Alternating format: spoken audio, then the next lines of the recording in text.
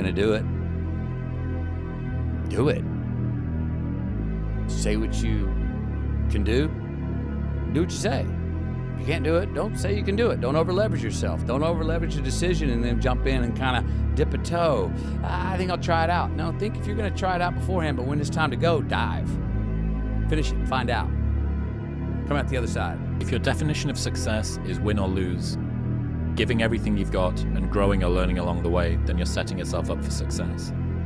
I really think the biggest cheat code in life is just going after it and not being concerned of whether or not you fail at one specific task. Instead, understanding the big picture, what your long-term goal is, and knowing if you keep driving forward and never fucking quit, in the end you will succeed. Not meant to feel excited and perfect all the time. I started accepting that where I am right now is where I'm genuinely meant to be. Tough days are all a part of the process. Lean into them. Bad days are also part of a very good and meaningful life. So on my toughest days, I think about getting through one more day, one more workout, one more rep. If my life was a movie and someone were to watch it, I hope they'd be inspired to take risks, not just risks to achieve success, but embrace feeling, both pride and shame, fear and excitement. Personally, I want to experience as much life as possible, and that only happens when you embrace the highs and the lows. Fastest growth periods are often the most miserable. If you want progress, get used to pain. The worst thing that's ever happened to you is the worst thing that's ever happened to you. The hardest you've ever worked is the hardest you've ever worked.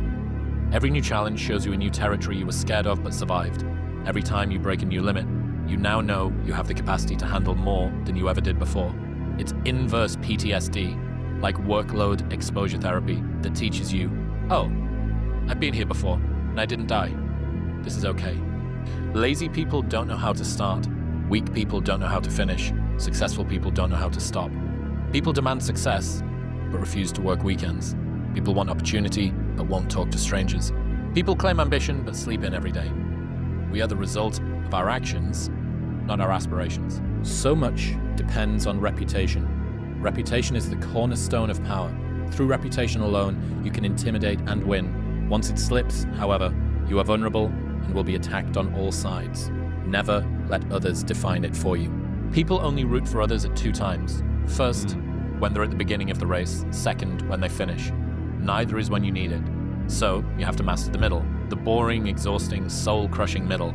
That's where the winning happens, on your own. People will only cheer for you as long as you can't beat them at the game they value most. Friendly reminder that every person who doubts you is right until they aren't. It's a bug, not a feature. Success really just boils down to this. You gotta want it more than you hate what it takes to get it.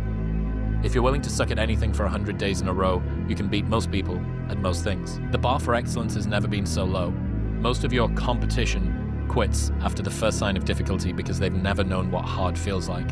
If it's hard for you, it's hard for everyone. And most people avoid hard things, which is why you can beat most people by just trying. Preparing to do the thing isn't doing the thing. Scheduling time to do the thing isn't doing the thing. Making a to-do list for the thing isn't doing the thing. Telling people you're going to do the thing isn't doing the thing. Messaging friends who may or may not be doing the thing isn't doing the thing. Going to lose sleep. You'll doubt whether it'll work. You'll stress to make ends meet. You won't finish your to-do list. You'll wonder whether you made the right call and have no way to know for years. This is what hard feels like, and that's okay. Everything worth doing is hard, and the more worth doing it is, the harder it is. The greater the payoff, the greater the hardship. If it's hard, good.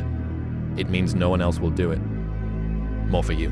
Haven't gotten what you want, then you're not worthy of it, period. And that's okay. Now you can admit that you suck and improve. Better to know you're bad for a season than pretend you're good for a lifetime. You're not making as much money as you want because you're not as good as you think you are. You're not struggling from imposter syndrome. You're a student and pretending to be a teacher. No students say they feel like frauds for trying to learn. You're a fraud when you get up to teach the class, and you've never done it. Success is the only revenge. As you expand, they shrink into irrelevance. As you get louder, no one can hear them. You don't beat them, you cast a shadow so big, no one can see them to begin with. When people copy, they copy the wrong stuff because they don't know why it worked to begin with. And when it breaks, they don't know how to fix it because they didn't build it. So don't sweat it. Copycats will always be behind. That if you want to be exceptional, you're going to be different from everyone else. That's what makes you exceptional. You can't fit in and also be exceptional. Both have discomfort. When you fit in, you have internal conflict because you're not being 100% you. When you're exceptional, you have external conflict because everyone sees you as different. Pick one. When your friends start to say, "You've changed," remember it's because they don't know how to say, "You've grown." Do you feel misunderstood? Great. You're human. You don't need medication. If you can be in a bad mood for no reason, you might as well be in a good mood for no reason. If it's not going to change your life, it shouldn't change your mood. If the cost is peace of mind, don't buy it. You're going to lose sleep. You'll doubt whether it'll work. You'll stress to make ends meet. You won't finish your to-do list. You'll wonder whether you made the right call and have no way to know for years. This is what hard feels like, and that's okay. Everything worth doing is hard, and the more worth doing it is, the harder it is. The greater the payoff, the greater the hardship. If it's hard, good. It means no one else will do it. More for you. Until you win, effort always goes unnoticed. Get used to it. No one roots for you until everyone roots for you. That's just how it works. People want to find their passion, but you don't find it, you create it. And you create it by getting good at something. And to get good at stuff, you start by doing something you suck at. Then you get good, then you like it, then people ask how you found your passion.